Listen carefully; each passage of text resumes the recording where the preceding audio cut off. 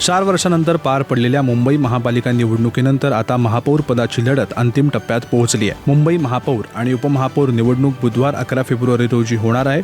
भाजपकडून महापौर पदासाठी रितू तावडे यांनी अधिकृतपणे अर्ज दाखल केला आहे। तर उपमहापौर पदासाठी शिंदे गटाचे नगरसेवक संजय गाडी यांचा अर्ज सादर करण्यात आला आहे। शनिवारी सकाळी 11:30 वाजता मुंबई महापालिकेतील मुख्यालयात सचिव विभागात ही बैठक पार पडली। दुसरीकडे उभाटा गटाकडून अद्याप कोणताही अर्ज दाखल करण्यात आलेला नसून आज मातोश्री येथे सर्व नगरसेवकांची बैठक बोलवण्यात आली आहे। या बैठकीनंतर उभाटाची भूमिका स्पष्ट होण्याची शक्यता आहे। कोल्हापूर महानगरपालिकेच्या इतिहासात प्रथमच भाजपचा महापौर झालाय। रूपा राणी संग्रामसिंह निकम ह्या 91व्या महापौर म्हणून निवडून आल्यात। उपमहापौरपदी जनसुराज्य शक्ती पक्षाचे अक्षय विक्रम झरग यांची निवड झाली आहे। या निवडीमुळे महायुतीने कोल्हापूर महापालिकेत प्रथमच सत्ता स्थापन केली आहे। महापौर निवडणुकीत रूपा राणी निकम यांना 46 मते मिळाली, तर काँग्रेस आघाडीच्या सचिन शेंडे यांना 35 मते मिळाली। 11 मतांच्या फरकाने निकम या विजयी ठरल्या। उपमहापौर निवडणुकीतही अक्षय झरग यांना 46 मते मिळवत त्यांनी हा विजय मिळवला। निकालानंतर महायुतीकडून गुलाल फटाके आणि जल्लोष करण्यात आला। दरम्यान काँग्रेसला सर्वाधिक जागा असूनही सत्ता गमवावी लागली आहे। भोसरी जमीन व्यवहार प्रकरणात राष्ट्रवादी काँग्रेसचे नेते एकनाथ खडसे यांना मोठा धक्का बसलाय। मुंबई सत्र न्यायालयातील विशेष MPML न्यायालयाने खडसे यांच्या पत्नी मंदाकिनी खडसे यांच्या विरोधात अजामीनपात्र वॉरंट जारी केलाय। आरोपी निश्चितीच्या सुनावणीला एकनाथ व मंदाकिनी खडसे दोघंही गैरहजर राहिल्यामुळे कोर्टाने कठोर कारवाई केली आहे। खडसे महसूल मंत्री असताना MIDCच्या भूखंडाची नियमबाह्य व कमी दरात खरेदी केल्याचा आरोप त्यांच्यावर आहे। या प्रकरणात दोषमुक्तीचा अर्ज आधीच फेटाळण्यात आला असून हायकोर्टाकडूनही दिलासा मिळाला नाही। आता या प्रकरणाची पुढील सुनावणी 13 फेब्रुवारी रोजी होणार आहे।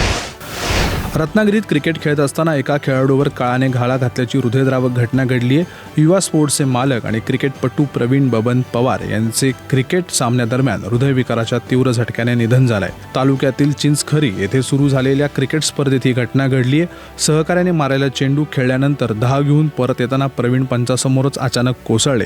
त्यांना तातडीने उपचारासाठी हलवण्यात आले, मात्र रुग्णालयात नेण्यापूर्वीच त्यांना दुसरा झटका आला आणि त्यातच त्यांचा मृत्यू झाला।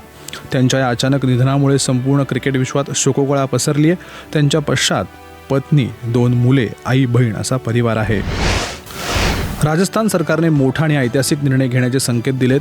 2 पेक्षा जास्त मुले असलेल्या व्यक्तींना स्थानिक स्वराज्य संस्थांच्या निवडणुका लढवण्याची मनाई करणारा सुमारे 30 वर्षापूर्वींचा कायदा आता रद्द करण्याचा निर्णय भजनलाल शर्मा सरकारने घेतलाय। या बदलानंतर 3 किंवा त्याहून अधिक मुले असलेलेही पालक पंचायत, नगरपालिका आणि जिल्हा परिषदांच्या निवडणुका लढवू शकणार आहेत। 2 मुलांची अट असल्यामुळे अनेक इच्छुक उमेदवार निवडणुकीपासून वंचित राहत होते, त्यामुळे ही अट रद्द करण्याची मागणी दीर्घकाळापासून होत होती।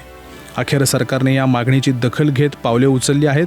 भाजपच्या आमदारांनीही या निर्णयाला पाठिंबा दिला असून या निर्णयामुळे राजस्थानच्या राजकारणात दूरगामी परिणाम होण्याची शक्यता वर्तवली जाते आहे। राजस्थानमधील बांसवाडा जिल्ह्यातील लग्नाच्या वराडावर काळाने घाला घातल्याची धक्कादायक घटना घडली आहे। जिल्हा मुख्यालयापासून सुमारे 25 किलोमीटर अंतरावर असलेल्या घोटिया आंबा परिसरात वराडाची बस महामार्गावरती उलटली। या भीषण अपघातात 4घांचा मृत्यू झाला असून 44 जण गंभीर जखमी झालेत। सज्जनगड पोलीस स्टेशन हद्दीतील सांडलाई गावात शुक्रवारी लग्न समारंभ पार पडल्यानंतर पाहुणे मंडळी बसमधून घरी परतत होती। सायंकाळी 6:30च्या सुमारास उतारावर चालकाचे नियंत्रण सुटल्याने बस पलटी झाली। जखमींना तातडीने बांसवाडा येथील महात्मा गांधी जिल्हा रुग्णालयाच्या मध्ये दाखल करण्यात आलं असून घटनास्थळी ग्रामस्थांनी देखील मदतकार्य केले। मद्यप्रेमींसाठी मोठी दिलासादायक बातमी समोर आली आहे। भारताने युरोपियन युनियन आणि अमेरिकेसोबत केलेल्या ऐतिहासिक व्यापार करारांमुळे परदेशी मद्याच्या किमतीत मोठी घट होण्याची शक्यता आहे। 10 दिवसांच्या अंतरावर झालेल्या ट्रेड फ्रेमवर्क करारामुळे आयात मद्यावर असलेले सुमारे 166% आयात शुल्क आता मोठ्या प्रमाणावरती कमी होणार आहे। नव्या कररचनेमुळे हे शुल्क 30 ते 40% खाली येऊ शकते। त्यामुळे स्कॉच आणि त्यासारखे परदेशी ब्रँड दारू 40% स्वस्त होण्याची शक्यता आहे। सध्या 4,500 ते 6,000 रुपयांना मिळणारी मद्य आता ही 2,500 ते 3,000 रुपयांना मिळू शकते।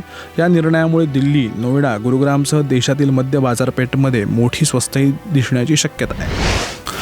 अमेरिकेचे राष्ट्राध्यक्ष डोनाल्ड ट्रम्प यांनी माजी राष्ट्राध्यक्ष बराक ओबामा यांचा अपमानजनक व्हिडिओ सोशल मीडियावरती शेअर केल्यामुळे मोठा वाद निर्माण झालाय। 62 सेकंदाच्या व्हिडिओमध्ये बराक ओबामा आणि मिशेल ओबामा यांचे चेहरे प्राण्यांच्या शरीरावरती दाखवण्यात आले होते। या व्हिडिओला अनेकांनी वर्णद्वेषी, अमानवीय असल्याची टीका केली आहे। डेमोक्रॅटिकसह काही रिपब्लिक नेत्यांनीही या कृत्याचा तीव्र निषेध केलाय. सुरुवातीला व्हाईट हाऊसने याला साधा इंटरनेट मीम असे संबोधत याचा बचाव केला. मात्र नागरी हक्क संघटना संताप वाढल्यानंतर सुमारे 12 तासांनी हा व्हिडिओ हटवण्यात आला. प्रशासनाने हा व्हिडिओ चुकून शेअर झाल्याचे सांगितले. मात्र डोनाल्ड ट्रम्प यांनी माफी मागण्यास नकार देत आपण जबाबदार नसल्याचं स्पष्ट केलंय. बिग बॉस मराठीच्या 6व्या पर्वात आता खरा धमाका होणार आहे. प्रेक्षकांमध्ये खळबळ उडवणारी अभिनेत्री राखी सावंत पुन्हा एकदा बिग बॉस मराठीच्या घरात एंट्री करणार असल्याचं कळतंय. सध्या सुरू असलेल्या 4थ्या आठवड्यात हा सर्वात मोठा ट्विस्ट मानला जातोय. राजश्री मराठीने दिलेल्या वृत्तानुसार राखी सावंत वाईल्ड कार्ड नव्हे तर पाहुणी कलाकार म्हणून घरात दाखल होणार आहे. ती फक्त 15 दिवस म्हणजेच 2 आठवडे घरात राहणार आहे. राखीचा बेधडक स्वभाव, स्पष्ट वक्तव्य आणि नाट्यमय अंदाज पाहता घरातील सदस्यांना पळकिसोळ करून सोडणार हे निश्चित आहे. तिच्या एंट्रीमुळे घरातील समीकरणे बदलणार असून वाद, ड्रामा आणि भरपूर मनोरंजन पाहायला मिळणार आहे. प्रेक्षकांसाठी हे पर्व आणखी रंगतदार ठरणार आहे. गतविजेता आणि सूर्यकुमार यादवच्या नेतृत्वाखाली भारतीय संघ T20 विश्वचषकाला आज सुरुवात करणार आहे. या मोहिमेचा पहिला सामना अमेरिकेविरुद्ध मुंबईतील प्रतिष्ठित वानखेडे स्टेडियमवरती रंगणार आहे. मात्र या महत्त्वाच्या सामन्यापूर्वीच भारताला मोठा धक्का बसलाय. भारताचा प्रमुख वेगवान गोलंदाज जसप्रीत बुमराह पहिल्याच सामन्याला मुकणार आहे. बुमराहला व्हायरल फीवर असल्याने तो सामन्यात खेळताना दिसणार नाही. संघ व्यवस्थापनाने त्याला विश्रांती देण्याचा निर्णय घेतलाय. त्याच्या जागी मोहम्मद सिराजला प्लेइंग 11 मध्ये खेळण्याची संधी मिळणार आहे.